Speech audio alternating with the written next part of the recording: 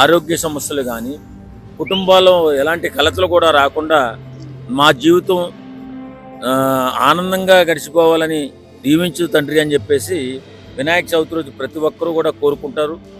మన వినాయక చవితి రోజు మనమే కాకుండా ప్రతి మతము కూడా బాగుండాలి, అందరూ బాగుండాలి, అందులో మనం ఉండాలని కోరుకునే పండుగ వినాయక చవితి.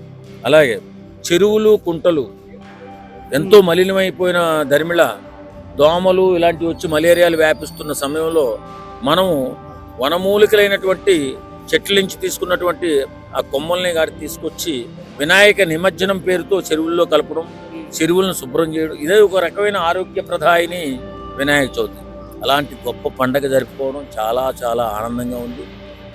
ఇప్పుడు ప్రతి ఒక్కరూ చేసుకోవాలి. వినాయక చవితి అంటే ఏమిటి, దాన్ని చేసుకున్నందువల్ల మనకి ఏమి ఉపయోగపడుతుంది, మన ఆరోగ్యాన్ని ఎలా కాపాడుతాడు భగవంతుడు. కొంతమంది వేరే మతాల వారు మీ భగవంతుడు మా భగవంతుడు కాదు, ఏదైనా మన ఆచార వ్యవహారాల్లోనే ఆరోగ్యం దాగి ఉంది. మన హిందూ ఆచార వ్యవహారాల్లో చాలా ఆరోగ్యకరమైనటువంటి చాలా పండుగలు ఉన్నాయి. అంటే పూర్తిగా నాలాంటి వాళ్ళకి తెలియకపోవచ్చు, కానీ వినాయక చవితి చాలా అద్భుతమైన పండుగ, ప్రతి ఒక్కరూ ఆచరించాల్సిన పండుగ.